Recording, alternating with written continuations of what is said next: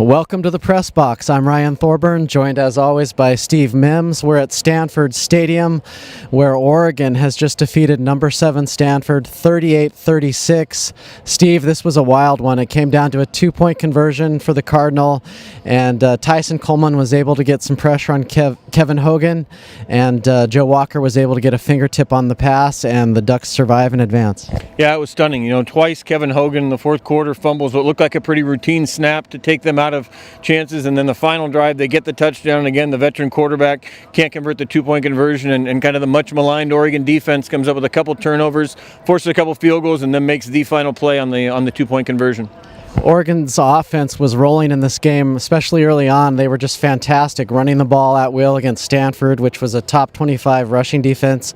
Royce Freeman, another 100-yard rushing performance. Vernon Adams Jr., this is the game he came to Oregon for. Now, obviously, he wishes Oregon had been the number 7 ranked team or higher, but, he broke his finger and he comes back, and now Oregon's won 4 straight games with a healthy Vernon Adams. He was amazing tonight. Yeah, I was just looking at the stats. 17 minutes, 54 seconds of possession time for Oregon and more than 400 yards of offense.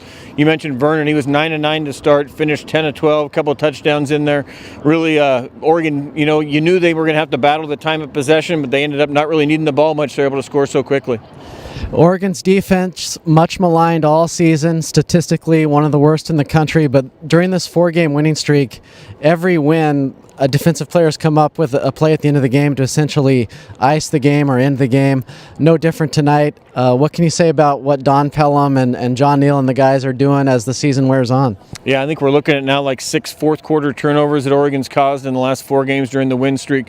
You're right, it's sort of been this defense that we saw against Washington State couldn't stop the Cougars in the last minute of the first half or the second half or overtime, and ever since then it seems like this team when the fourth quarter's come around and needed to make the one play, they've been able to do it.